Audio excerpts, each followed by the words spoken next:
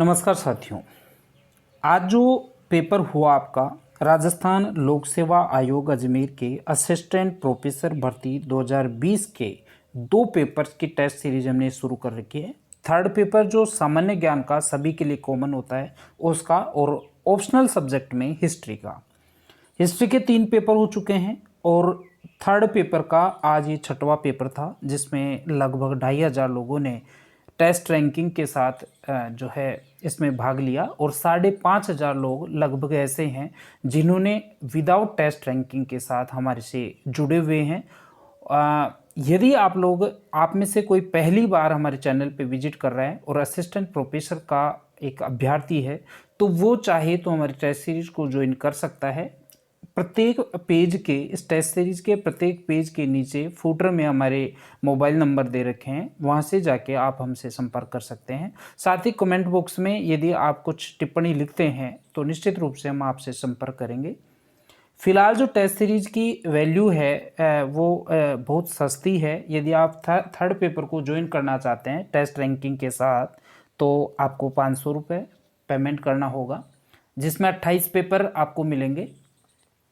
साथ ही यदि third paper के साथ यदि आप हिस्ट्री ऑप्शनल सब्जेक्ट को भी ज्वाइन करते हैं तो आपको दोनों पेपर्स जो है कंप्लीट टेस्ट सीरीज आपको 900 रुपये में उपलब्ध होगी। और यदि आप सेपरेट अलग लेना चाहते हैं थर्ड पेपर, केवल थर्ड पेपर टेस्ट रैंकिंग के बिना आप ज्वाइन करना चाहते हैं, तो आपको 350 रुपये में लगभग 31 पेपर, 3 पेपर और हम आपको फ्री ऑफ कॉस्ट देने का प्रयास करेंगे। लगभग 31 पेपर, जिसमें प्रत्येक पेपर में 100 प्रश्न होंगे, वो आपको उपलब्ध करवाई जाएगी। और यदि हिस्ट्री की आप ज्वाइन करना चाहते हैं तो आपको हिस्ट्री के 20 पेपर भी शेड्यूल कर रखे हैं। दोनों पेपर्स को आप साथ लेके चला जा रहा है और वहाँ भी आपको 350 रुपये विदाउट टेस्ट रैंकिंग और 500 रुपये टेस्ट रैंकिंग के साथ आपको ये पेपर्स उपलब्ध हो जाएंगे। तो चलिए, आज के जो है पेपर 4 जुलाई 2021 को थर्ड पेपर जो आयोजित करवाया गया, सुबह 8 बजे से लेके शाम को 6 बजे तक विभिन्न पारियों में लगभग 50 ग्रुप इसमें बना रखे हैं। उन 50 ग्रुप्स के माध्यम से ये जो पेपर आयोजित करवाया गया, उस पेपर का एनालिसिस अभी करते हैं, देखते हैं। पहला प्रश्न क्या है? जवाई बांध से संबंधित कथनों पर विचार करते हुए सत्य असत्य कथन बताइए। ये प्रश्न हमने पहला पूछा था आपको। तो इस यहाँ पे दोनों स्टेटमेंट आपके सही हैं और उत्तर होगा आपका 1, क्योंकि जवाई बांध लूनी की सहायक नदी है और जवाई नदी पर पाली के सुमेरपुर गांव में ये बांध बना हुआ है, ये कथन सही है। और इंजीनियर एडलर और फर्ग्यूसन के निर्देशन में ये बांध का कार्य शुरू किया गया था, ये भी कथन आपका सही है।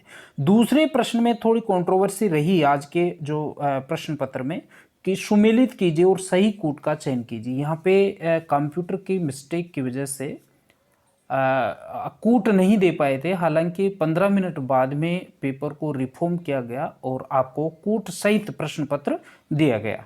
फिलहाल मैं आपको बता दूं कि सावन भादो नाम से राजस्थान में 4 चीज़ें प्रसिद्ध हैं और सावन भादो परियोजना जो है वो कोटा में ही है, कथन सही है।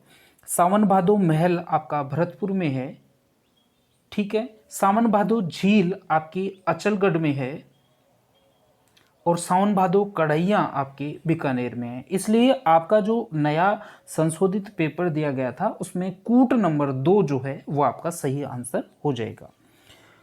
तीसरा प्रश्न है, नर्मदा नहर परियोजना के तहत सर्वप्रथम राजस्थान के किस गांव को पानी मिला? तो जालोर का सीलू गांव जो था उसको सर्वप्रथम पानी मिला था और नहर का जो पानी था वो 27 मार्च 2008 को मिला।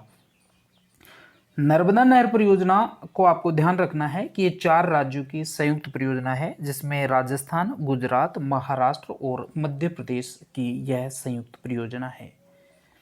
चौथा प्रश्न है, रावी व्यास नदी जल विवाद का हल निकालने के लिए भारत सरकार ने किस आयोग का गठन किया, जिसके तहत राजस्थान को रावी व्यास का जल प्राप्त होने लगा? तो ये जो है वो आपका इराडी आयोग था, बहुत विख्यात आयोग था ये। और राजीव गांधी जो है वो लोंगेवाला समझौता के तहत रावी व्यास नदी जल विवाद को हल करने हेतु 26 जनवरी 1986 को, ध्यान रखना डेट कई बार पूछी है, 26 जनवरी 1986 को इराडी आयोग का गठन किया गया था। जिसमें राजस्थान को 86 लाख एकड़ फुट पानी निर्धारित किया गया था। तो ये आपका आंसर, चौथे प्रश्न का जो आंसर होगा वो आपका इराड़ी आयोग होगा। पांचवा प्रश्न है, भाखड़ा नांगल परियोजना राजस्थान में, भाखड़ा नांगल परियोजना की राजस्थान में कितने प्रतिशत हिस्सेदारी है? तो ये आपकी 15.22% हिस्सेदारी भाखड़ा नांगल परियोजना में राजस्थान की है। भाखड़ा नांगल परियोजना के बारे में आपको ये भी ध्यान रखना है कि यह 3 राज्यों की संयुक्त परियोजना है, राजस्थान, पंजाब और हरियाणा की, जिसमें राजस्थान की हिस्सेदारी 15.22% है और इस परियोजना से सर्वाधिक सिंचाई राजस्थान में हनुमानगढ़ में होती है, ये आपको ध्यान रखना है। छठवां प्रश्न की तरफ चलते हैं। सूची 1 को सूची 2 से सुमेलित करना है। लिफ्ट नहर का पुराना नाम और लिफ्ट नहर का नया नाम। तो बीकानेर लूणकरणसर जो लिफ्ट नहर है उसका नया नाम कंवरसैन लिफ्ट है, तो पहले को आपको बी से मिलाना है। दूसरा है गजनेर लिफ्ट। गजनेर लिफ्ट जो है वो पन्नालाल बारूपाल लिफ्ट पैन योजना का नया नाम है। तीसरा है फलोदी। फलोदी लिफ्ट जो है उसका नया नाम है गुरु जाम्बेश्वर लिफ्ट। और बागड़सर लिफ्ट जो है उसका नया नाम है भैरूदान चालानी लिफ्ट नहर। इस प्रकार आपका जो कूट नंबर 4 है वो आपका सही आंसर यहाँ पे हो जाएगा। सातवां प्रश्न, हनुमानगढ़, चूरू व झुंझुनू के गांवों में जलापूर्ति हेतु बनाई गई अपनी योजना के तहत किस लिफ्ट नहर से जलापूर्ति होगी? तो ये जो है आपका सातवां प्रश्न है, उसमें आपके गंधेली सहवा लिफ्ट नहर जो है जिसका नया नाम चौधरी कुंभाराम लिफ्ट नहर है, जर्मनी के सहयोग से इसका निर्माण किया गया था और यही योजना आपका सही आंसर हो जाएगी। अर्थात हनुमानगढ़, चूरू और झुंझुनू के गांवों में जलापूर्ति हेतु गंधेली सहवा लिफ्ट नहर योजना से काम लिया जाएगा और इसका नया नाम यदि पूछ ले तो चौधरी कुंभाराम लिफ्ट नहर इसका नया नाम है। आठवां प्रश्न है, इंदिरा गांधी नहर परियोजना अत्यधिक जल उत्प्लावन से की सेम समस्या बढ़ती जा रही है, बताइए निवारण हेतु इसमें कौन सा किसका उपयोग किया जाएगा? तो ये रॉक फास्फेट और रॉक फास्फोरस, ये दोनों आपके ऑप्शन इसमें सही होने चाहिए और जो है 1 और 2 अर्थात चौथा ऑप्शन आपका इसमें सही होना चाहिए। यदि आपको कुछ इसमें कन्फ्यूजन है तो निश्चित रूप से आप इस प्रश्न का उत्तर आप कमेंट सेक्शन में बताइए ताकि हम इसमें कुछ सुधार कर सकें, क्योंकि ये एक बार अधीनस्थ सेवा चयन बोर्ड की परीक्षा में ऐसे कैसे पूछा गया था और उसी प्रश्न को यहाँ से ऐसे कैसे उठाया है। तो यदि आपको कोई कन्फ्यूजन है तो निश्चित रूप से आप जो है ना कमेंट बॉक्स में जाके बताइए ताकि इसमें कुछ सुधार किया जा सके। नवा प्रश्न है, भाखड़ा नांगल बहुउद्देशीय परियोजना से संबंधित निम्नलिखित कथनों पर विचार कीजिए। इस परियोजना के निर्माण का विचार सर्वप्रथम 1908 में सर लुइस डेन को आया था। ये कथन आपका सही है। ये भारत की सबसे बड़ी बहुउद्देशीय परियोजना है, ये भी कथन आपका सही है। ये परियोजना राजस्थान, पंजाब व हिमाचल प्रदेश की संयुक्त परियोजना है। ये कथन इसमें थोड़ा गड़बड़ है, यही आपका आंसर होगा क्योंकि यह परियोजना राजस्थान, पंजाब व हरियाणा की संयुक्त परियोजना है। हिमाचल प्रदेश का इसमें कोई उल्लेख नहीं है, परंतु इन 3 राज्यों के अतिरिक्त दिल्ली व हिमाचल प्रदेश में सिंचाई हेतु पानी उपलब्ध करवाया जाता है। तो यहाँ पे आपका जो है संयुक्त परियोजना जो है आपकी ये नहीं होगी, तीसरा आंसर इसमें हो जाएगा। 10वां प्रश्न है, चंबल नदी पर निर्मित बांधों का उद्गम से समाप्ति की ओर क्रमशः क्रम क्या है? तो ये देखिए आपका 10वां प्रश्न जो है उसमें आपने 2 किया है तो भी सही है और 3 किया है तो भी सही है, क्योंकि बाय मिस्टेक इसमें दोनों ऑप्शन सेम रह गए, इसलिए आपका जो आंसर होगा वो गांधी सागर, राणा प्रताप सागर, जवाहर सागर और कोटा बैराज इनके क्रमशः उत्पत्ति से समाप्ति तक इनका क्रम होगा। 11वें प्रश्न की तरफ चलते हैं। निम्न में से कौन असुमेलित है? सिंचाई का साधन और सर्वाधिक सिंचित जिला। कुएं और नलकूपों से सबको पता है जयपुर में सर्वाधिक सिंचाई होती है। नहरें गंगानगर और हनुमानगढ़ में सिंचाई का प्रमुख साधन है। तालाबों द्वारा बांसवाड़ा में नहीं, भीलवाड़ा में जो है सर्वाधिक सिंचाई होती है, इसलिए ये कथन आपका सही आंसर हो जाएगा। और खड़ीन जो है वो जैसलमेर में सिंचाई का साधन है, ये भी आपका सही है। 12वें प्रश्न की तरफ चलते हैं। गंगा नहर के संदर्भ में निम्न में से कौन सा कथन गलत है? गंगा नहर के संदर्भ में निम्न में से कौन सा कथन गलत है? पहला कथन है ये सतलज नदी पर स्थित भारत की पहली नहर परियोजना है, कथन बिल्कुल सही है। राजस्थान में इसका प्रवेश टिब्बी हनुमानगढ़ से होता है, तो ये इसका स्टेटमेंट ये गलत है, क्योंकि इसका प्रवेश टिब्बी हनुमानगढ़ से नहीं होता बल्कि खक्का गंगानगर से होता है, तो ये वाला ऑप्शन आपका इसमें गलत हो जाएगा। तीसरा ऑप्शन है गंगा नहर, इस नहर में सर्वाधिक लाभान्वित गंगानगर सर्वाधिक लाभान्वित वाला होने वाला जिला है, सही है। और इसका उद्घाटन 26 अक्टूबर 1927 को किया गया था, ये भी आपका कथन बिल्कुल सही है। तो 12वीं में जो आपका दूसरे नंबर का ऑप्शन आपका सही आंसर हो जाएगा। चलिए अगले प्रश्न की तरफ चलते हैं। देखिए साथियों, यदि आपको टेस्ट सीरीज पसंद आ रही है तो केवल देखने से नहीं, आप अपना मूल्यांकन खुद कीजिए। फीस ज़्यादा नहीं है, सामान्य फीस है, नामात्र की फीस है। फिर भी यदि आपको ज़्यादा लगती है, आपकी कोई आर्थिक समस्या है, तो निश्चित रूप से आप हमारे संपर्क करेंगे। हम आपकी यथासंभव जो हेल्प होगी वो करेंगे। फीस कोई इश्यू नहीं है। यदि आप मैदान में कूदे हैं, अच्छी तैयारी कर रहे हैं, तो टेस्ट सीरीज आपको जरूर ज्वाइन करनी चाहिए। चलिए आगे 13वें प्रश्न की तरफ चलते हैं।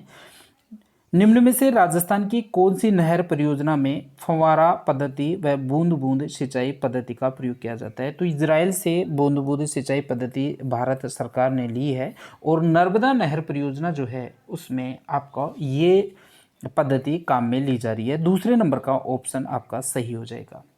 14वां प्रश्न है, नर्मदा नहर परियोजना में निम्न में से कौन सा राज्य हिस्सेदार नहीं है? तो यहाँ पे जो है गुजरात, मध्य प्रदेश और महाराष्ट्र में तो नर्मदा नहर परियोजना के साझेदार हैं, लेकिन उत्तर प्रदेश सरकार इसमें नहीं है, क्योंकि ये नर्मदा नहर परियोजना 4 राज्यों की है, गुजरात, मध्य प्रदेश, महाराष्ट्र और राजस्थान की। यहाँ पे उत्तर प्रदेश का कोई संबंध नहीं है, इसलिए उत्तर प्रदेश आपका इसमें सही आंसर हो जाएगा। 15वें प्रश्न की तरफ चलते हैं। निम्न में से कौन सा बांध राजस्थान का सबसे प्राचीन बांध है? तो ये आपका बीसलपुर बांध जो है वो राजस्थान का सबसे प्राचीन बांध है, और बीसल सागर जो है वो राजस्थान की जीवन रेखा बनती जा रही है, क्योंकि बीसलपुर बांध से जयपुर सहित कई जिलों में पेयजल की व्यवस्था की जा रही है। 16वां प्रश्न है, बीसलपुर परियोजना के संदर्भ में निम्न कथनों में से कौन सा कथन असंगत है? तो इसका निर्माण अजमेर के चौहान शासक विग्रहराज चतुर्थ ने करवाया था, बिल्कुल सही है। इसका कुल कमांड क्षेत्र 81,800 हेक्टेयर है, ये भी सही है। इसका निर्माण बनास नदी पर किया गया है, ये भी सही है। इस नहर परियोजना में बूंद बूंद सिंचाई प्रणाली का प्रयोग किया जाता है, तो ये स्टेटमेंट आपका भैया गलत है, क्योंकि नर्मदा नहर ही एकमात्र राजस्थान की ऐसी सिंचाई परियोजना है जिसमें बूंद बूंद सिंचाई जो सिंचाई पद्धति है उसका प्रयोग किया जाता है। और नर्मदा नहर 4 राज्यों की गुजरात, मध्य प्रदेश, महाराष्ट्र और राजस्थान की एक संयुक्त परियोजना है, इसलिए बूंद बूंद सिंचाई वाला जो सिस्टम है वो बीसलपुर में कतई नहीं है। ये आंसर आपका गलत हो जाएगा। 17वें प्रश्न की तरफ चलते हैं। जवाई परियोजना के संदर्भ में निम्न में से कौन सा कथन असत्य है? जवाई परियोजना के संदर्भ में निम्न में से कौन सा कथन असत्य है? तो ये पश्चिमी राजस्थान की सबसे बड़ी परियोजना है, बिल्कुल सही है। और इसे मेवाड़ का अमृत सरोवर कहा जाता है। ये आपका जो है स्टेटमेंट गलत होगा, क्योंकि जवाई परियोजना को अमृत सरोवर तो कहा जाता है, लेकिन मेवाड़ का नहीं भैया, मारवाड़ का अमृत सरोवर जवाई परियोजना को कहा जाता है। इसलिए यहाँ पे आपको पढ़ने भर की वजह से आपके काफ़ी लोगों का ये प्रश्न हुआ। अमृत सरोवर आपने पढ़ा है लेकिन मेवाड़ को नहीं पढ़ा, यहाँ पे आप मारवाड़ पढ़ते तो आपका प्रश्न सही होता। तीसरा प्रश्न जो पॉइंट है, इसका निर्माण जोधपुर के महाराजा उमेद सिंह ने करवाया, ये स्टेटमेंट आपका सही है। और इसका निर्माण सुमेरपुर पाली में करवाया गया, ये भी आपका स्टेटमेंट सही है। 18वें प्रश्न की तरफ चलते हैं। परवन परियोजना से लाभान्वित जिलों में निम्न में से कौन सा जिला शामिल नहीं है? तो परवन जो परियोजना है वो आपका चित्तौड़गढ़ तक नहीं पहुंचती, कोटा, झालावाड़, बारां में परवन परियोजना का लाभ मिल रहा है। ऑप्शन नंबर 4 इसका सही आंसर हो जाएगा। पूर्वी राजस्थान नहर के संदर्भ में निम्न में से कौन सा कथन असत्य है? तो यह कालीसिंध, पार्वती और गंभीर नदियों पर बनाई गई है। कई नदियों को मिला के पूर्वी नहर परियोजना जो है राजस्थान में बहुत चर्चित हो रही है आजकल। तो पूर्वी राजस्थान नहर परियोजना से संबंधित एक प्रश्न निश्चित रूप से आपकी परीक्षा में पूछे जाने की संभावना है। 13 ये दक्षिण तथा दक्षिण पूर्व के 13 जिले इसे लाभान्वित होंगे और जल स्वावलंबन अभियान के तहत इसका निर्माणाधीन है। और ये 3 स्टेटमेंट जो है ऊपर वाले बिल्कुल सही हैं, लेकिन चौथा स्टेटमेंट नरेंद्र मोदी ने इसका उद्घाटन कभी नहीं किया, तो ये वाला स्टेटमेंट आपका सही आंसर हो जाएगा प्रश्न का। राजस्थान नहर में कुल कितनी शाखाएं हैं? राजस्थान नहर में कुल 9 शाखाएं हैं, जबकि 7 लिफ्ट हैं, ये ध्यान रखना। राजस्थान नहर में सर्वाधिक लाभान्वित होने वाला जिला कौन सा है? तो राजस्थान में लगभग 13 जिले जो है राजस्थान नहर से लाभान्वित होंगे, और इन 13 जिलों में बीकानेर जो जिला है वो सर्वाधिक लाभान्वित होने वाला जिला है। मैं आपको फिर से रिपीट कर दूं, राजस्थान नहर वर्तमान में बहुत चर्चित नहर है, और इंदिरा गांधी नहर परियोजना के बाद राजस्थान की सबसे बड़ी नहर परियोजना जो परियोजना कोई है तो ये राजस्थान नहर परियोजना है। तो राजस्थान नहर से परीक्षा में एक न एक प्रश्न निश्चित रूप से पूछा जाएगा, निश्चित रूप से पूछा जाएगा। मैं बार बार रिपीट कर रहा हूँ।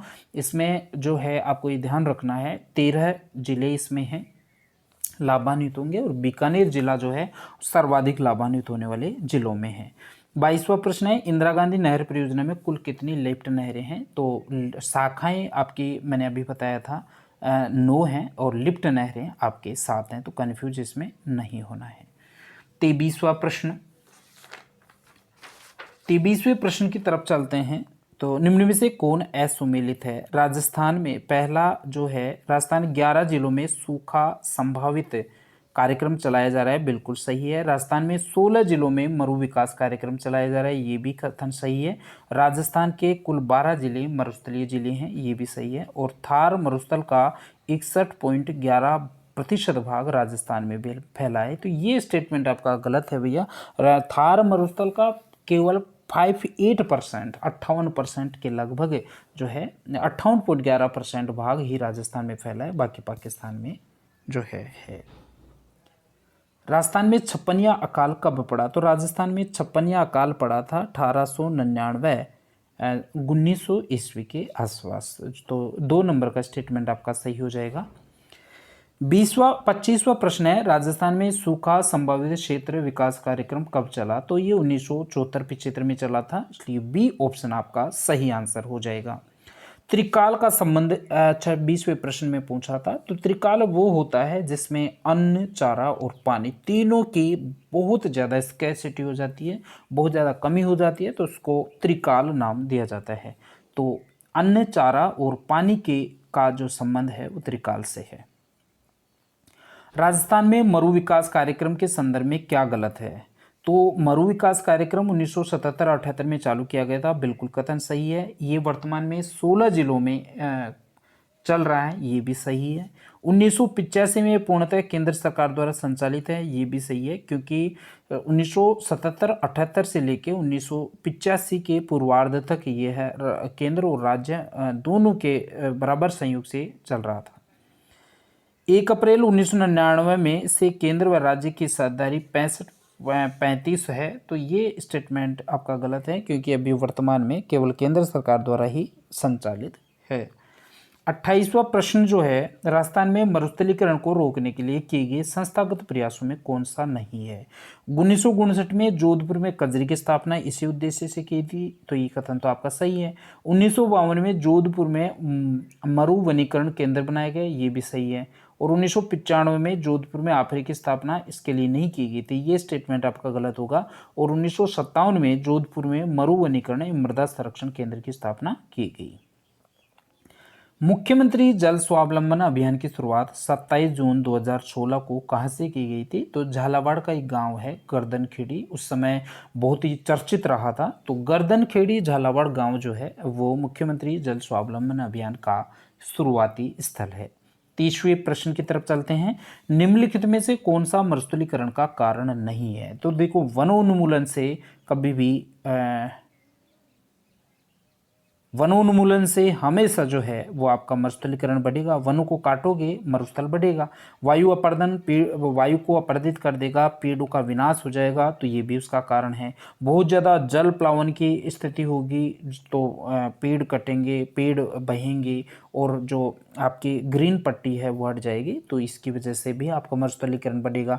लेकिन सौर ऊर्जा उत्पादन से मरुस्थलीकरण का कोई संबंध नहीं है, तो तीसरा नंबर का ऑप्शन आपका सही हो जाएगा। 31वां प्रश्न है, सूची 1 को सूची 2 से मिलान कीजिए। पहला है, सूखा आशंकित केंद्र कार्यक्रम जो है वो आपका 11 जिलों के 32 खंडों में चल रहा है, बिल्कुल सही है। मरुभूमि विकास कार्यक्रम 16 जिलों में चल रहा है।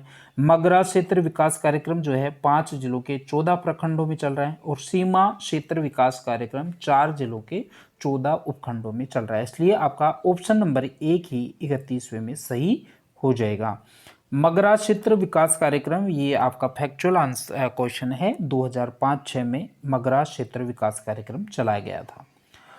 राजस्थान में सूखा व अकाल से निपटने हेतु सहायता विभाग की स्थापना कब की गई थी? तो 1951 में राजस्थान में सूखा व अकाल से निपटने हेतु सहायता विभाग की स्थापना की गई थी, ये ध्यान रखना है। विश्व मरुस्थलीकरण व सूखा रोकथाम दिवस 17 जुलाई को मनाया जाता है, इस चीज़ का आपका ध्यान रखना है।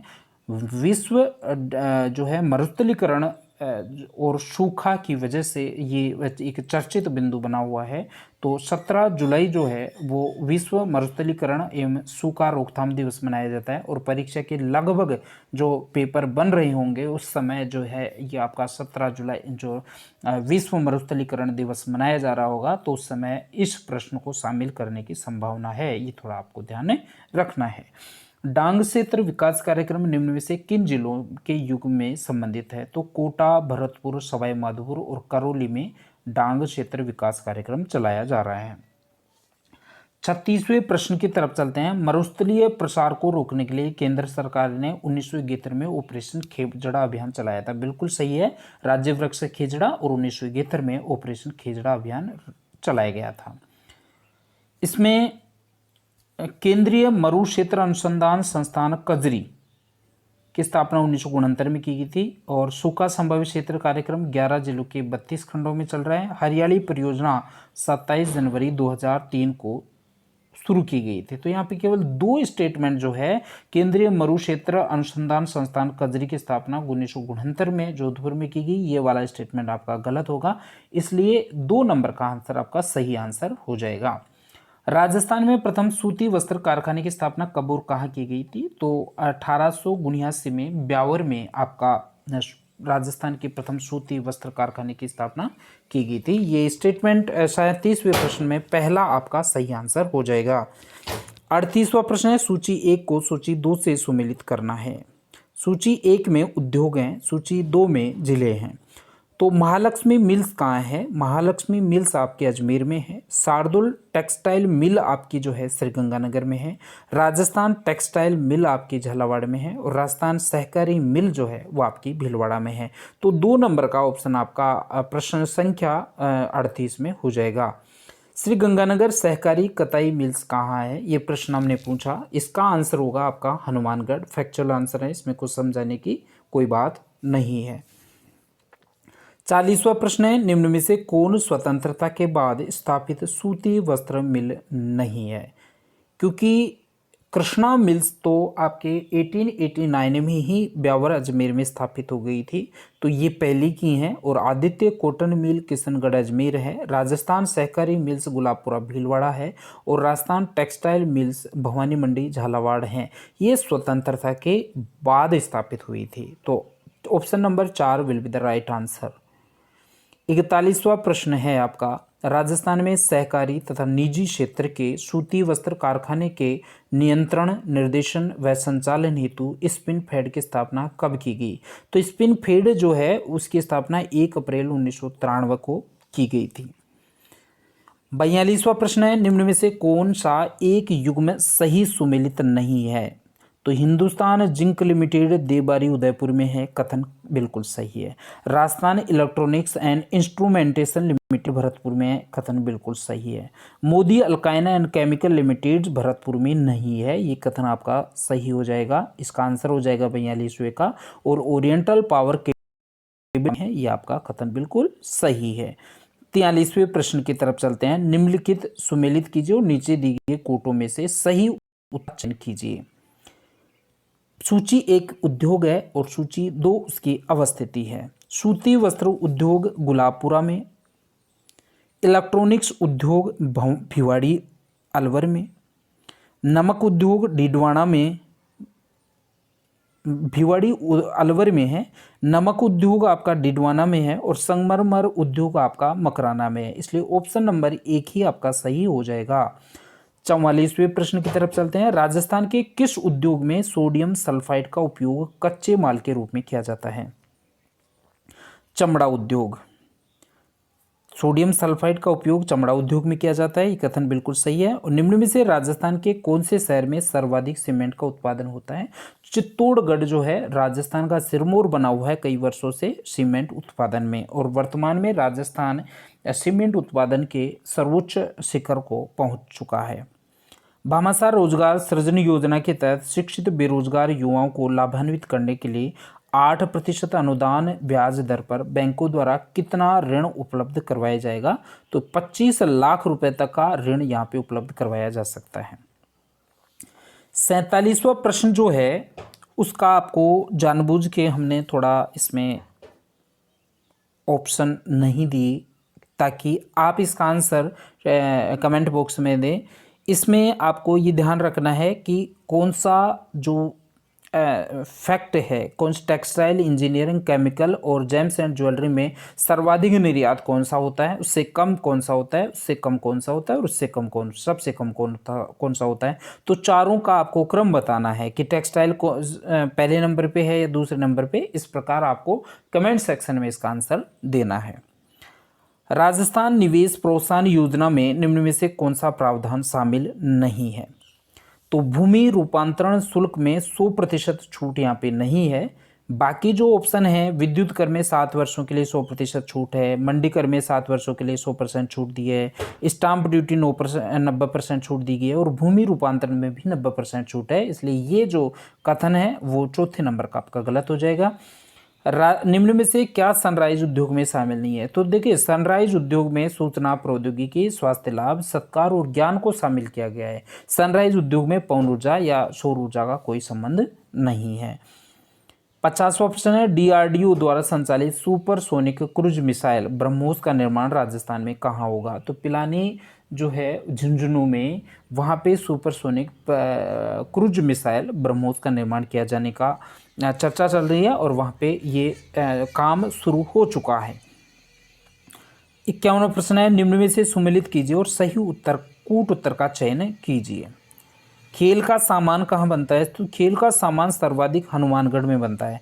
आयसर ट्रैक्टर जो है अलवर के भिवाड़ी क्षेत्र में, जो औद्योगिक क्षेत्र है वहाँ पे अलवर में बनते हैं। अभ्रक का जो है आपको पता है भीलवाड़ा में होता है। और गुरु नानक स्टील मिल्स जो है वो आपके भरतपुर में, स्टील का काम ज़्यादा होता है, इसलिए भरतपुर इसका आंसर हो जाएगा।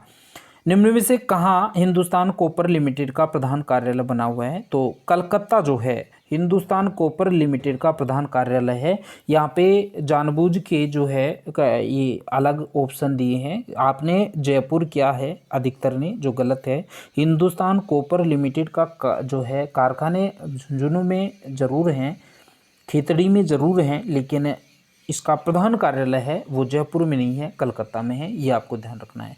साथियों, यदि आपने टेस्ट सीरीज ज्वाइन नहीं कर रखी है तो 95 88 27 11 32 ये जो आपके फुटर में नंबर दे रखे हैं वहाँ से जाके आप हमसे संपर्क कर सकते हैं। और यदि आप वास्तव में तैयारी कर रहे हैं, गंभीरतापूर्वक आप परीक्षा की तैयारी कर रहे हैं, आप असिस्टेंट प्रोफेसर बनना चाह रहे हैं, तो आपको हमें एक बार मौका ज़रूर देना चाहिए। हमारी टेस्ट सीरीज जो है लगभग 8000 लोगों ने अब तक परचेज की है और उसमें लगभग 2,500 लोग जो हैं, अभ्यर्थी जो हैं, वो टेस्ट रैंकिंग के साथ, और 5,500 के लगभग लोग विदाउट टेस्ट रैंकिंग के साथ हमसे जुड़े हुए हैं। और उन लोगों का जो फीडबैक है वो वास्तव में बहुत शानदार आया है। हमारी टेस्ट सीरीज जो है वो एक अच्छे पैनल द्वारा लगभग 11-12 जो असिस्टेंट प्रोफेसर और स्कूल लेक्चर्स के द्वारा तैयार और प्रूफ रीडिंग करके बनाई जाती हैं। तो आपको एक बार निश्चित रूप से हमें संपर्क करना चाहिए। राजस्थान का कौन सा जिला फ्लोरोसिस से सर्वाधिक प्रभावित है, जो पानी में फ्लोराइड के कारण होता है? तो नागौर की जो कुबड़ पट्टी एरिया है, नागौर जिला लगभग सारा ही फ्लोरोसिस से प्रभावित जिला है। तो नागौर आपका सही आंसर हो जाएगा। कुबड़ पट्टी के लिए भी पूछा जाता है, तो कुबड़ पट्टी भी नागौर में है। आपदा प्रबंधन अधिनियम 2005 भारत में लागू हुआ था 23 सितंबर 2005 को, और राजस्थान में लागू हुआ था 1 अगस्त 2007 को। ये आपको ध्यान रखना है। प्रश्न संख्या 56 जो है कई बार परीक्षाओं में पूछा है, कई बार। ओजोन 3 अर्थात ओजोन की समस्या से सर्वाधिक प्रभावित राजस्थान का कौन सा जिला है? तो आपका कोटा जिला है। वहाँ पे सर्वाधिक ओजोन क्षरण हुआ है, इस वजह से ये कोटा आपका इसका आंसर हो जाएगा। कुबड़ पट्टी क्या है? तो नागौर में, नागौर से अजमेर के बीच जो फ्लोराइड युक्त एक जलपट्टी है, उसी को कुबड़ पट्टी कहा जाता है। कुबड़ पट्टी के बारे में पटवारी, असिस्टेंट प्रोफेसर और पिछली बार का जो आपका वन रक्षक और ग्राम रक्षक का जो पेपर हुआ था, उसमें चारों पेपरों में एक ही साल में इस प्रश्न को 4 बार रिपीट किया गया था। तो ये प्रश्न आपको ध्यान रखना है। आरएएस में भी इस प्रश्न को पूछा गया है। सुमेलित कीजिए। महालक्ष्मी मिल्स जो है वो आपके 1925 में ब्यावर में स्थापित हुआ था। मेवाड़ टेक्सटाइल मिल्स भीलवाड़ा में 1938 में स्थापित हुआ था। महाराजा उमेद मिल्स पाली में है, 1942 में स्थापित हुआ था। और शार्दुल टेक्सटाइल मिल्स जो है गंगानगर में है, 1946 में स्थापित हुआ था। ए नंबर का कोट आपका इसका सही आंसर हो जाएगा। निम्न में से कौन सी सूती वस्त्र मिल निजी क्षेत्र में स्थापित नहीं है? आदित्य कॉटन मिल्स किशनगढ़ अजमेर निजी क्षेत्र की है। विजय कॉटन मिल्स विजयनगर निजी क्षेत्र की है। श्री गोपाल टेक्सटाइल मिल्स कोटा निजी क्षेत्र की है। राजस्थान सहकारी कताई मिल्स गुलाबपुरा ये सहकारी क्षेत्र की है, कोऑपरेटिव क्षेत्र की है, ये निजी क्षेत्र की नहीं है। यही आपका आंसर हो जाएगा।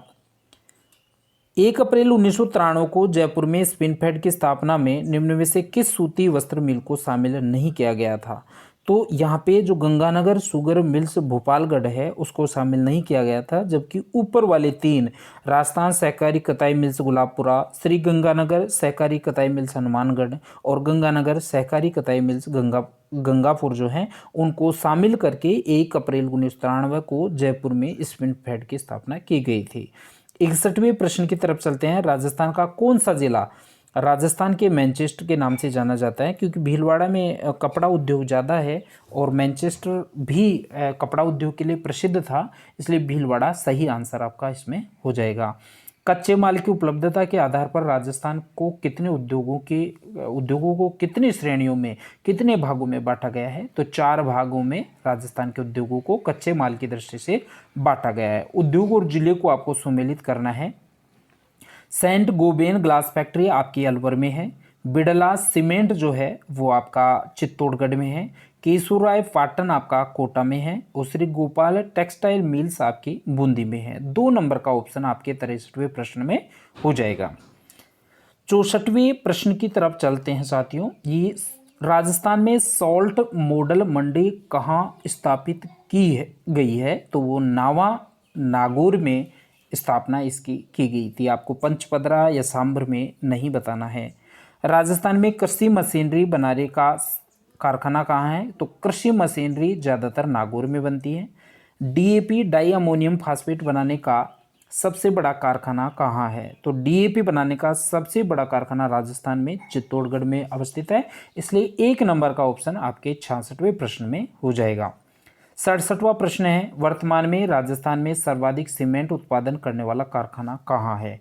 तो वर्तमान में सर्वाधिक सीमेंट उत्पादन का कारखाना जयपुर में स्थित है, ये ध्यान रखना। जो आदित्य बिड़ला का कोटपुतली के पास एक वो बनाया हुआ है, वहाँ पे सर्वाधिक सीमेंट का उत्पादन राजस्थान में होता है। सांबर साल्ट्स लिमिटेड 1960 में इसकी स्थापना की गई थी और निम्न में से सुमेलित कीजिए। राशि को 1961 में बना था। आरएफसी की स्थापना 1955 में, राजस्थान वित्त निगम। रिको की स्थापना 1969 में हुई थी और रोडा 1980 में स्थापित नहीं हुआ था। चौथे नंबर का ऑप्शन आपका सही आंसर इसका हो जाएगा। आरएफसी निम्न में से वित्त निगम की स्कीम कौन सी है? सैमफैक्स योजना, टेक्नोक्रेट स्कीम, शिल्प बाड़ी, ये सारी योजनाएं हैं वो आपका आरएफसी की हैं। आरएफसी की स्थापना 1955 में की गई थी। 11वां प्रश्न है, राजस्थान की प्रथम मार्बल मंडी कहाँ है? तो राजस्थान में किशनगढ़ के आसपास जो एरिया है वो आपका वहाँ पे मार्बल मंडी बनाई हुई है। और राजस्थान का प्रथम मार्बल मंडी यदि पूछा जाए तो आपका अजमेर उसका आंसर होगा। राजस्थान की प्रथम औद्योगिक नीति कब स्थापित हुई थी, कब लागू हुई थी? तो जून के महीने में 1978 के साल 24 जून 1978 को राजस्थान की प्रथम औद्योगिक नीति लागू हुई थी, ये आपको ध्यान रखना है। राजस्थान में कहाँ पर पन्ना मंडी स्थापित की गई है? तो जयपुर में पन्ना का काम, जो भी ज्वेलरी का काम है जयपुर में सर्वाधिक होता है, तो जयपुर में ही पन्ना मंडी की स्थापना आपके की गई थी। तो यहाँ पे कुछ ग्रामोद्योग हैं और उसके साथ ही जिले हैं। रमकड़ा उद्योग जो है वो डूंगरपुर में है। बादला या मोटड़े जोधपुर में बनाए जाते हैं। कृषि के औजार आपके श्री गंगानगर में बनाए जाते हैं और आजम प्रिंट आपके चित्तौड़गढ़ की प्रसिद्ध है, ये आपको ध्यान रखना है। पनिहारीन परियोजना जल भागीरथी फाउंडेशन द्वारा कहाँ चलाई जा रही है? तो ये आपके बाड़मेर में है। जर्मनी के सहयोग से इसका कार्य चालू हो रहा है और पनिहारन परियोजना जल भागीरथ फाउंडेशन द्वारा बाड़मेर में संचालित है। वर्षा जल संरक्षण लाभप्रद है कृषि के लिए, जल विद्युत के लिए, भूमिगत जल सुधार के लिए और सिंचाई के लिए। वर्षा जल संरक्षण जो है, भूमिगत जल स्तर में सुधार होगा तो उससे कृषि भी हो जाएगी और जल विद्युत भी जो है बन जाएगा। लेकिन जल विद्युत डायरेक्टली आपका भूमिगत जल से प्राप्त नहीं होता, आधे स्तर पे जो जल होता है बड़े बांधों से इसका निर्माण होता है। सही उत्तर जो है छिहत्तर में 3 होगा। अमृतम जलम जल संरक्षण अभियान निम्न में से कौन सी संस्था चला रही है? तो अमृतम जलम जो है राजस्थान पत्रिका द्वारा संचालित एक प्रोग्राम है जिसके तहत प्राचीन जो जल स्रोत हैं, परंपरागत जल स्रोत हैं, उनकी सफाई करके उनमें पानी के संग्रह और उसको पानी एकत्र करने का कार्य किया जा रहा है। राजस्थान पत्रिका की एक अनूठी पहल है और वास्तव में काबिले तारीफ राजस्थान पत्रिका ये कार्य कर रहा है। निम्न में से कौन असुमेलित है? तो देखिए इसमें एक तरफ परियोजना का नाम है और दूसरी तरफ उस परियोजना में राजस्थान को कितना जल आवंटित हुआ वो है। तो चंबल में राजस्थान का जो आवंटित जल है वो 1.97 BCM है। माही में 0.46 BCM है। नर्मदा में 0.62 है। यमुना में 1.62 BCM नहीं 1.12 BCM इसमें जल का प्रयोग अपने राजस्थान को आवंटित है। 79 क्वेश्चन है, माही बजाज सागर जल विद्युत परियोजना के संदर्भ में कौन सा कथन असत्य है?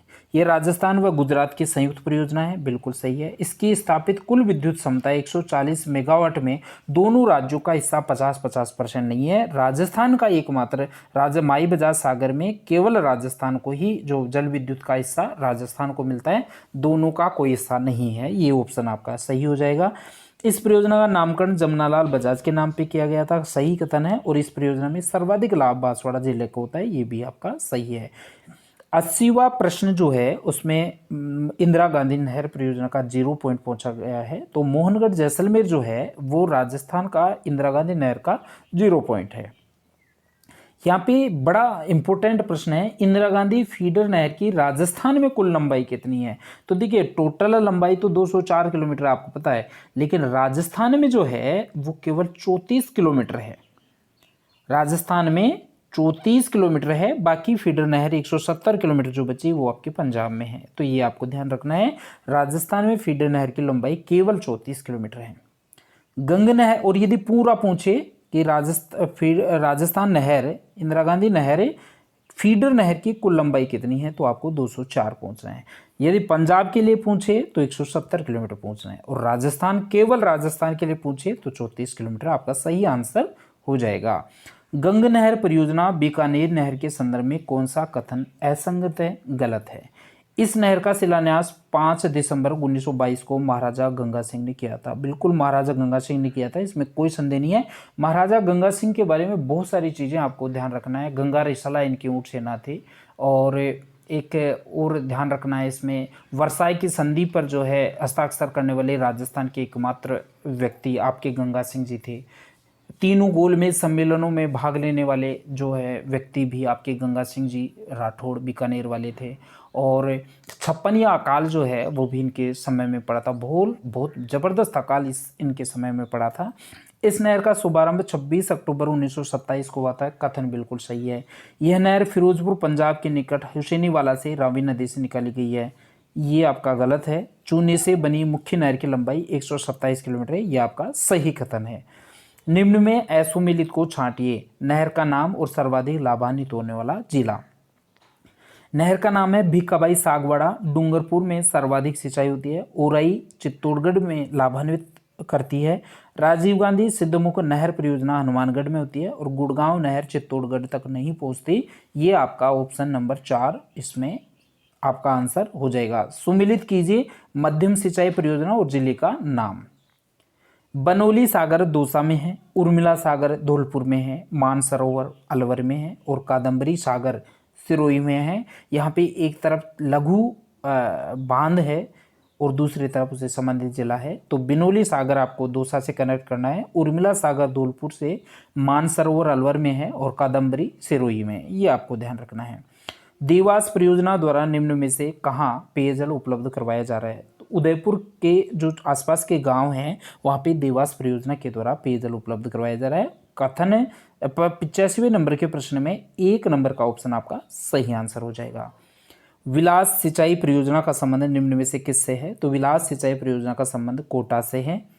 87वां प्रश्न है, निम्न में से सुमेलित कीजिए और नीचे दी गई कोटों की सहायता से सही उत्तर का चयन कीजिए। तो यहाँ पे एक तरफ बांध है और एक तरफ उनकी अवस्थिति है। जवाहर सागर कोटा में है, राणा प्रताप सागर जो है वो चित्तौड़गढ़ में है, उम्मीद सागर जो है वो आपका भीलवाड़ा में है, और माही बजाज सागर आपका बांसवाड़ा में है। 88वां प्रश्न है, निम्नलिखित में से कौन सी झील सिंचाई के काम आती है? तो जयसमंद और राजसमंद झील जो हैं वो सिंचाई के काम आती हैं। पिछोला, अनासागर, कोलायत, पुष्कर, पंचपदरा, सिलीचेड़ी, इनसे कोई सिंचाई नहीं होती है। तो जयसमंद और राजसमंद झील जो है इसका सही आंसर हो जाएगा। निम्न में से कौन सी परियोजना राजस्थान से संबंधित नहीं है? तो सतलुज यमुना लिंक जो है वो राजस्थान की नहर नहीं है। इंदिरा गांधी, नर्मदा, जाखम ये राजस्थान से संबंधित नहरें हैं। सुमेलित करना है लिफ्ट नहर और पीने की पानी की आपूर्ति जिस जिले को करती है उससे। देखिए, कंवरसैन लिफ्ट नहर जो है वो जोधपुर को पेयजल की आपूर्ति करती है। गंधेली सहवा बीकानेर को करती है। राजीव गांधी लिफ्ट नहर चूरू को करती है, और गजनेर लिफ्ट जोधपुर को करती है। ये सारे कथन आपके ए से 1 से ए, 2 से बी, 3 से सी, 4 से डी सुमेलित हैं। 91वां प्रश्न है, राजस्थान के पश्चिमी मरुस्थलीय जिलों में आजकल भरपूर खाद्यान्न फसलें उत्पन्न होती हैं। बिल्कुल स्टेटमेंट आपका सही है। इंदिरा गांधी नहर ने जैसलमेर और बाड़मेर जिलों में सिंचाई सुविधा प्रदान कर दी है। तो ये दोनों ही कथन आपका सही है। कथन सही है और कारण भी आपका सही है। 92वां प्रश्न है, पानी में किस तत्व की अधिक मात्रा के कारण ब्लू बेबी सिंड्रोम रोग हो जाता है? तो पानी में नाइट्रेट्स की यदि ज़्यादा मात्रा बढ़ जाती है तो वहाँ ब्लू बेबी सिंड्रोम रोग हो जाता है। भीलवाड़ा को रेल मार्ग द्वारा पीने का पानी कहाँ से ले जाया जा रहा है? तो कोटा से भीलवाड़ा के लिए रेल मार्ग द्वारा पानी की पूर्व आपूर्ति की जा रही है। सूची 1 को सूची 2 से सुमेलित कीजिए और नीचे दी गई कोड का प्रयोग कर सही उत्तर का चयन कीजिए। सूची 1 में सिंचाई परियोजना है, सूची 2 में उससे संबंधित जिला है। गागरीन झालावाड़ में है, तकली कोटा में है, लासी बारा में है, चाकन बूंदी में है। निम्न में से कौन सही सुमेलित नहीं है? तो सोम कमला अम्बा परियोजना है वो बांसवाड़ा में है, ये भीलवाड़ा में है, ये आपको ध्यान रखना है, ये आपका सही आंसर हो जाएगा। सीमावर्ती क्षेत्र विकास कार्यक्रम 1993 में शामिल जिला नहीं है, वो आपका जालोर है। जैसलमेर, बाड़मेर और बीकानेर तो इसमें शामिल हैं। जीवन धारा योजना राजस्थान में कब शुरू की गई थी? 1996 में। और निम्न में से किस जिले को वाटर रोड निरांचल परियोजना के अंतर्गत आता है? तो आपका ऑप्शन नंबर 2 जोधपुर सही होगा। राजस्थान में प्रधानमंत्री कृषि सिंचाई परियोजना का केंद्र व राज्य के बीच वित्त पोषण का अनुपात क्या है? तो ये राजस्थान और केंद्र का वित्त पोषण का अनुपात 60:40 है। और अंतिम प्रश्न है, मरु विकास कार्यक्रम कब चालू किया गया था? तो मरु विकास कार्यक्रम 1977-78 में आपका चालू किया गया था। साथियों, आज का ये प्रश्न पत्र का संपूर्ण विश्लेषण हुआ। आपको मैं बता दूं कि आरजे टेस्ट सीरीज राजस्थान की व्हाट्सएप बेस राजस्थान की सर्वाधिक लोकप्रिय टेस्ट सीरीज बनता जा रहा है। लगभग 8000 अभ्यर्थियों ने, गंभीर तैयारी करने वाले 8000 अभ्यर्थियों ने हमारी टेस्ट सीरीज को ज्वाइन किया है। और RJ test series 2021 assistant professor की जो थर्ड पेपर और इतिहास विषय की टेस्ट सीरीज है वो जल्द ही आपको अमेजन के किंडल बुक स्टोर पर ई बुक के रूप में आपको जल्द ही मिल जाएगा। उसके लिए आपको कुछ दिन वेट करना पड़ेगा। 5-5 पेपर्स के 5 सेट वहाँ पे आपको उपलब्ध करवाए जाएंगे। और यदि आप जो हैं अभी ज्वाइन करना चाहते हैं तो नीचे आपके फुटर में 95 88 27 11 32 मोबाइल नंबर हैं, यहाँ पे आप व्हाट्सएप कर सकते हैं या डायरेक्ट हम फ़ोन करके भी आप हमसे संपर्क कर सकते हैं। आज के लिए इतना ही, धन्यवाद।